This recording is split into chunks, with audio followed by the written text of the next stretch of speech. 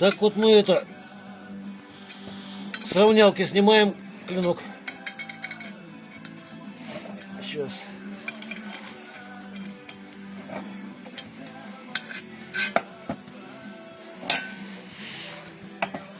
То у нас ацетон сейчас немножко обезжирит.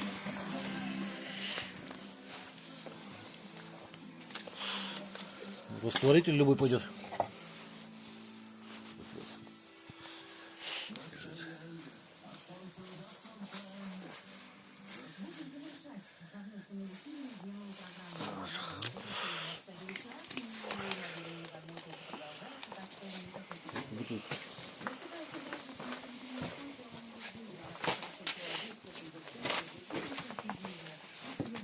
Проверяем.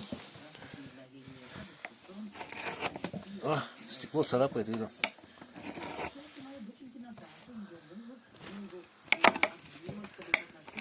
Ну, клинок закалился. Пойду его ставить в духовку на температуру 180 градусов на 70 минут. Это будет отпуск. Потом дальше буду равнять. В общем, всего доброго, до свидания.